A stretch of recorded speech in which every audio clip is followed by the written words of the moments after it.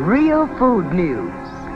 Turkey, once only a fall and winter holiday star, can now, because of better ways of breeding, of packing your table when you want it, 365 days in the year. Not just at Thanksgiving and Christmas, but in June or July, April or May.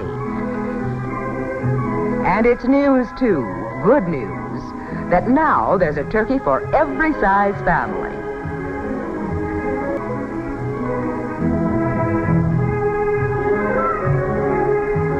With all this good news, we in the Mary Gifford Kitchen wanted to make sure that the information was made available to every homemaker. The headlines is that today, instead of the long-established way of getting a turkey, only part... Welcome back to my channel and welcome to a new episode. This episode is a little bit different because I am not going to be the only person talking. I have a special guest today. Yeah. Mr. Top Streamer here, just going ahead and crossing over from gaming to mystery. So it is November, and that means we are going to be focusing more on some Thanksgiving mystery murder cases, which brings us to this one that's well known. I wouldn't say super duper famous, but really well known. And the case we are going to be talking about is pretty disturbing and tragic, and that is the case of Omaima Nelson. Yeah, Omaima is a hell of a name. I'll tell you that.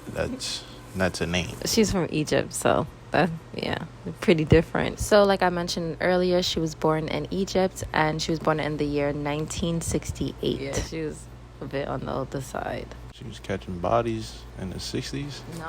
No, she was born in the 60s. Oh, she was born in the 60s. Yes, 1968 to be exact, and she grew up in a not so nice neighborhood and in poverty. She was living in poverty. I said poverty. Her at-home life was very violent, and she grew up with an abusive father. And of course, the abuse did not stop at their mother. So she was getting abused by her dad. He's a chump, and probably led to the reason why she's the person she is. Yes, it's very common. And when you hear her story, you'll definitely be like, yeah, that's... Yeah, but your personal home life can definitely affect who you are in the future. I think that's what happened with Omaima. Yeah, for the sake of the story, we're just gonna call her O. Miss O is nice, right? Yeah. So when Mrs. O was just 7 years old, she underwent something called FGM. Well, what's FGM? What is that? It's basically like mutilation to the female genitals. Yeah. She went through female genital mutation. Why she go through that? It's kind of like circumcision out here, and it is still widely practiced in Egypt till this day. So she was basically tortured. Yeah. But why?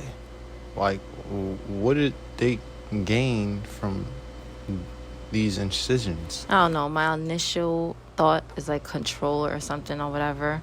But when we looked it up, it basically said something about population control and the reason and the origin basically being lost in time. So it is truly unclear why this is still practiced. But when these girls go through this surgery, there is no pain relief for them. And so while they're going through it, they feel the pain. And after, while they're recovering, they're still feeling the pain. And most of the time, they just have to deal with it. And so at this point, mom is fed up with the home life, and she's fed up with dad. And she decides to take the children and leave. As she should. Yeah. She said, I gotta put me first, Lucius.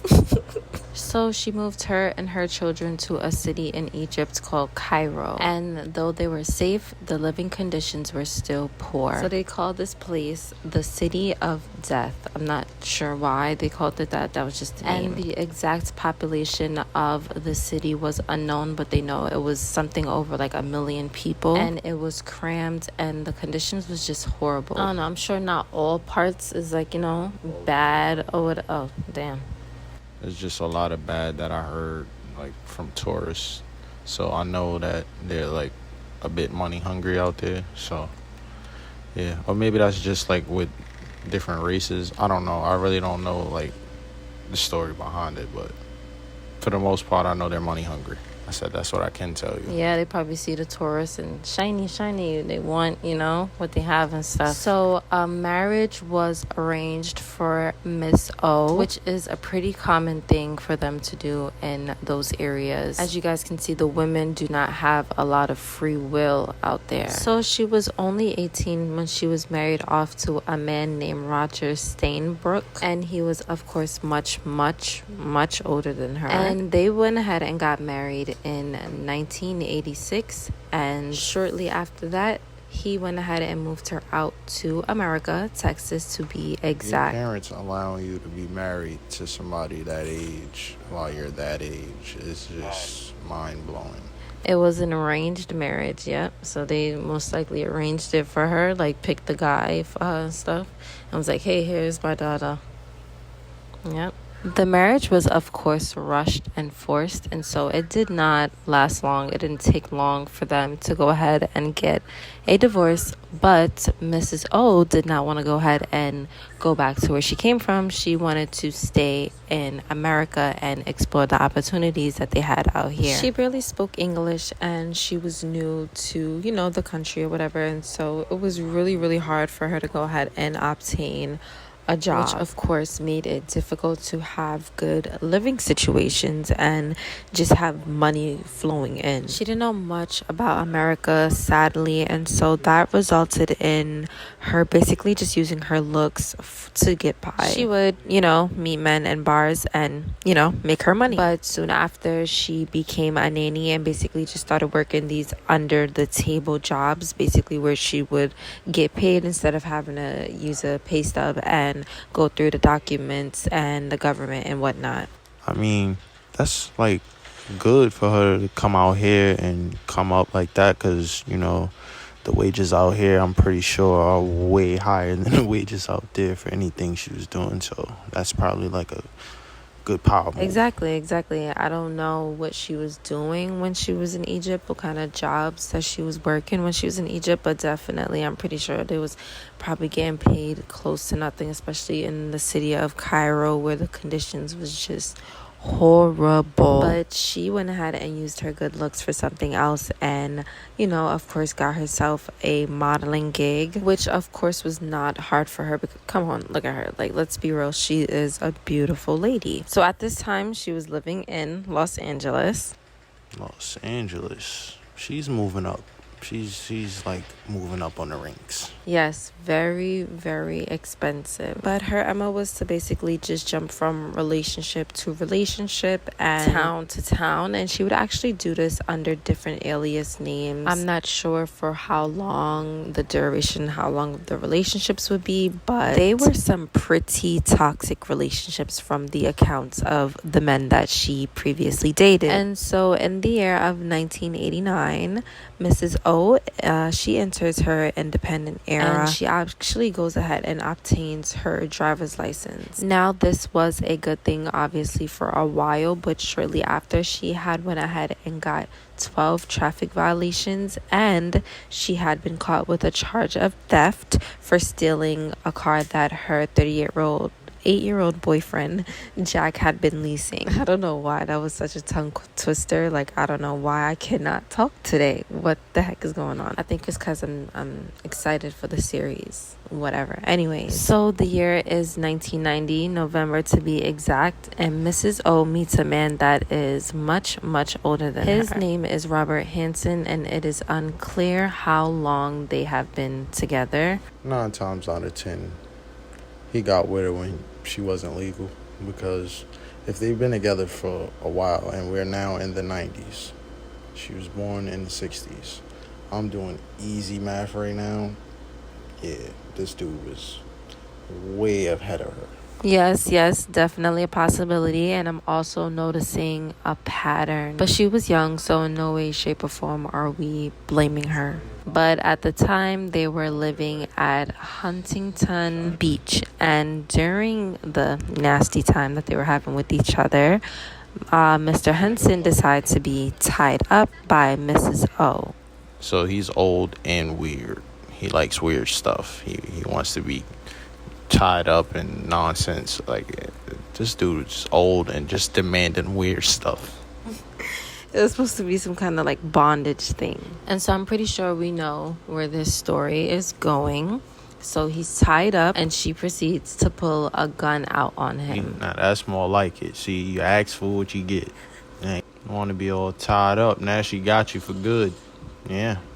Hold that. That's hilarious. I don't even think that was his intentions at all. It's like the Gerald's Game thing. Instead, Gerald's Game, he like passed away, whatever. But he did not press any charges after this. He basically just let her walk free, and this was all reported to the Orange County Sheriff's Department. Soon after, she meets another man named Richard Gray, and he accuses her of putting a knife to his throat. And she, of course, denies that this was her attempts of hurting him and this was just a sexual consensual thing, but he of course denies that. Mrs. O also had a security guard file a report against her for basically biting her breast after she was caught shoplifting at a store. 1991 rolls around and Mrs. O turns 23 and she meets a man and his name is William Edwin Bill Nelson, but for the sake of this video we're just gonna call him Bill. And so at this time Bill is residing in Huntington Beach, and so does Mrs. O. He is 56 at the time, and he also works as a pilot. So, does anybody else notice the harsh difference in age, 56 and 23? Like, I don't.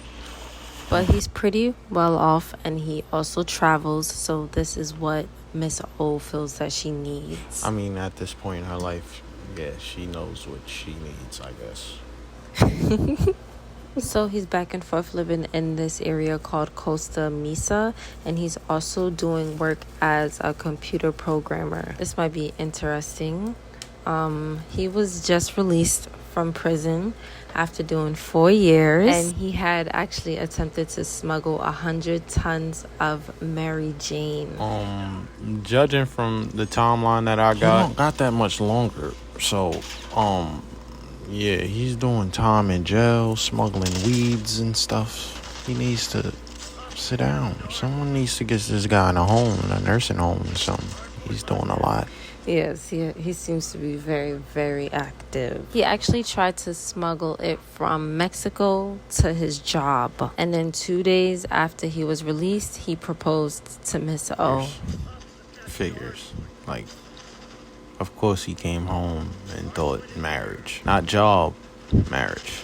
Gotta love this guy. So they had their wedding on November 1st, and their honeymoon obviously followed after, and they celebrated in a place called Laredo. And this is actually where Bill met his attorney, a man named John Fitzgibbon. And although they said that they had got married in a certain area, it was almost impossible for people to go ahead and find their marriage certificate at this place. And so a lot of people describe their marriage as seeming to be lovable on the outside, but a lot of people have been looking at Miss O, of course, as a gold digger.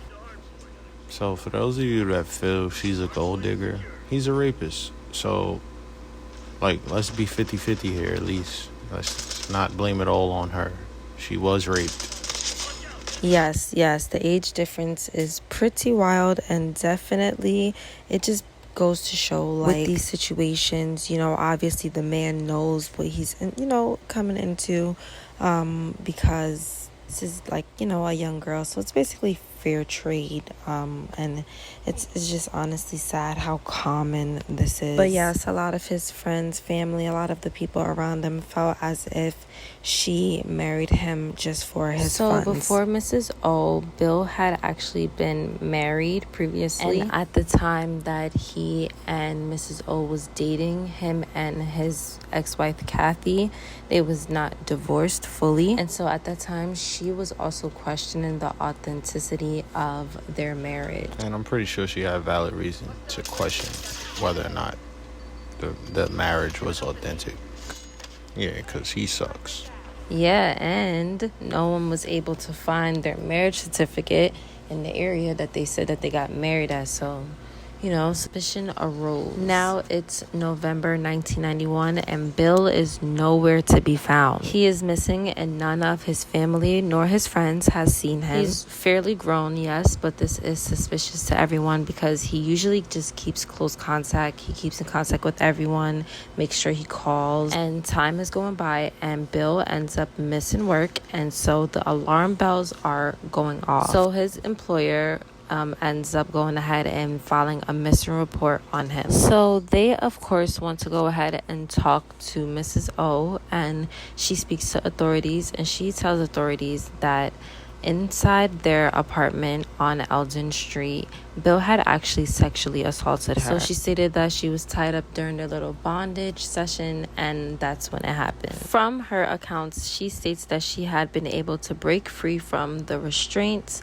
and she proceeded to hit Bill in the head with a lamp. Now, that's how you get away. She proceeds to stab him with a pair of scissors before beating him with a clothes iron. So his cause of death was determined to be him succumbing to the several stab wounds that he received. And that was not even the worst part. After she does this, she proceeds to dismember his body and cook it.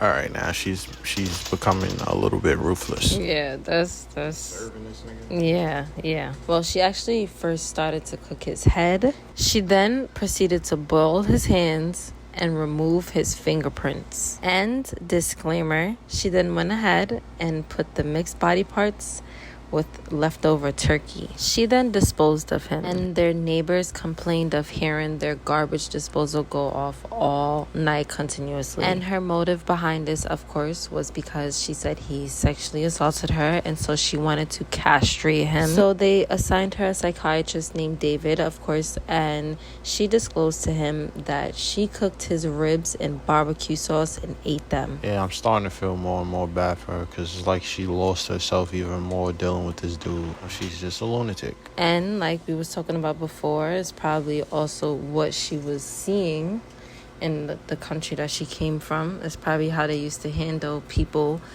where she was from, which sucks even more, and it's more sad. Yeah, it's definitely a sad story when you have no choice but to deal with stuff like that. So how to react, then you see how they judge people and treat people in your hometown. It's like, what do you really have to go off? So who can you really blame? Him, her, or the justice system out there? I don't know. It's just a bad situation, I guess. Yeah, it is all around. It's definitely like, who do we sit there and hold accountable? But since then, she denied that claim that she even did any of those stuff. So who knows? Maybe she's getting rehabilitated in there. Who knows? Now, she, of course, was assigned a psychiatrist, and this psychiatrist believed that she was going through a psychotic episode at that time. He continues to state that when she had been going through this 12-hour dismemberment, she had to most likely be in a trance state. But after this all happened, she did go ahead and take his 1975 Corvette and drive around Orange County. And she wasn't just joyriding, she was going around looking for people to actually help her with his body. She even went as far as asking her ex-boyfriend.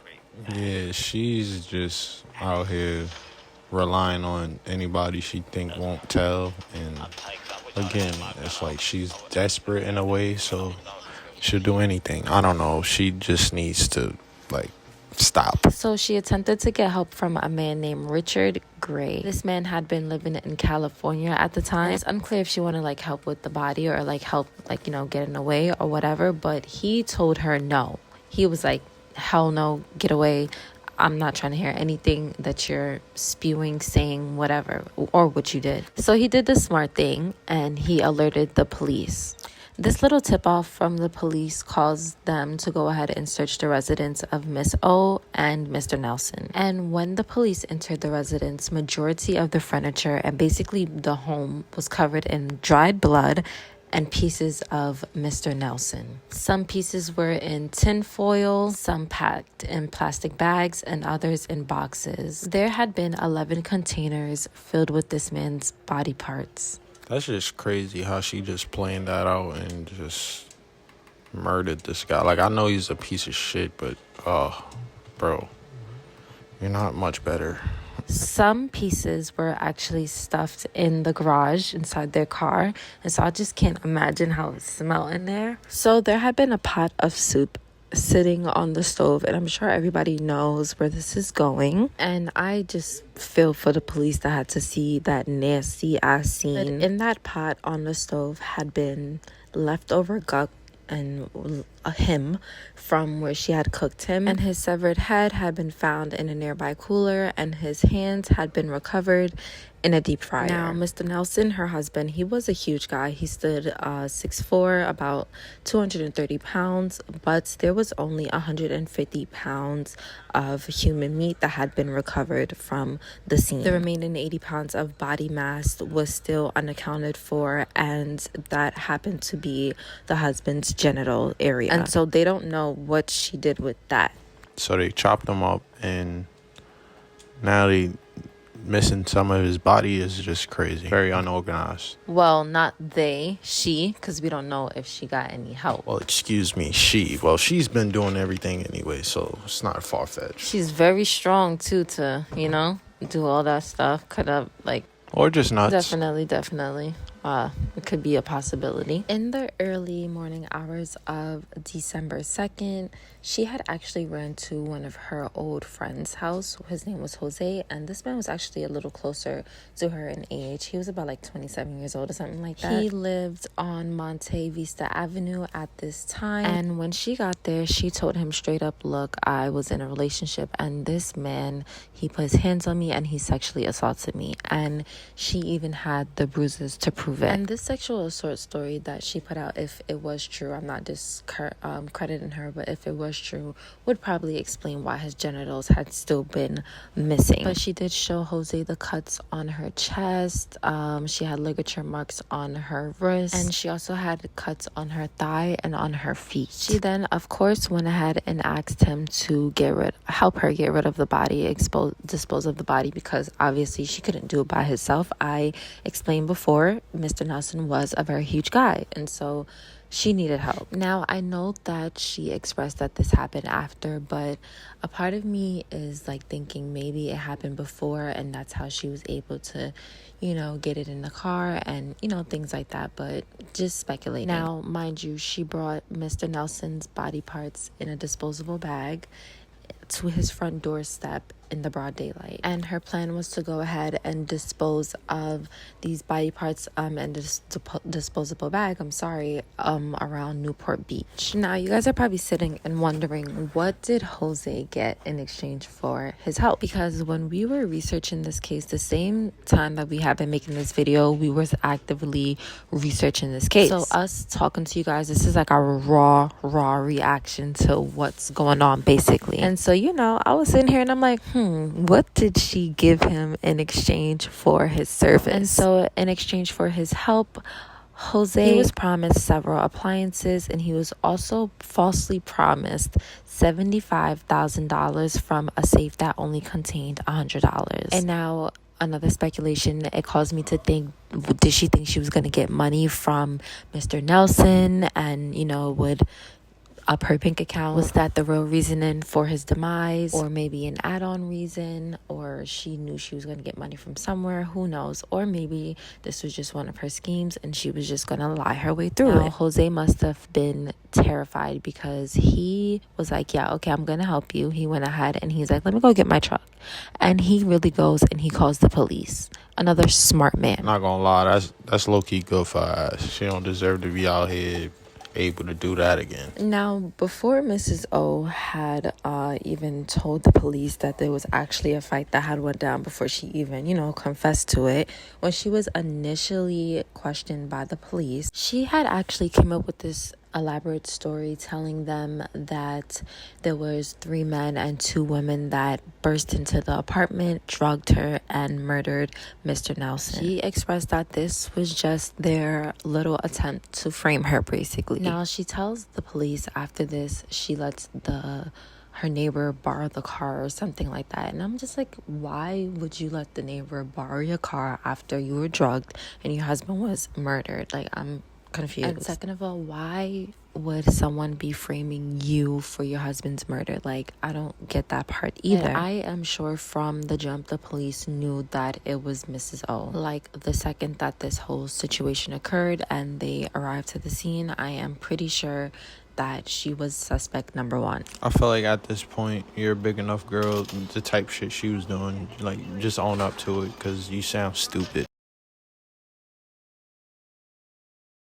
On December 2nd, 1992, in the area of Santa Ana, exactly 1 year to the murder of Bill Nelson, Mrs. O was actually arrested. And she was arrested on charges of suspicion of murder. And so the attorney who fought for her, his name was Thomas Mooney. And their claim obviously was self-defense. It was all Bill Nelson's fault. He sexually assaulted her and he physically assaulted her, is what she said. Mr. Mooney goes ahead and he brings up the FGM surgery that she had underwent when she was just 7 years old. She states that this was just overall a painful experience and traumatic for her, and maybe that is why she was moving the way she was moving with men and she treated them the way that she treated them. She claimed that this frustration and pain only continued and increased when she got with Bill Nelson. There was also claims of her suffering from sexual abuse while she was in Egypt, and also her going through battered woman syndrome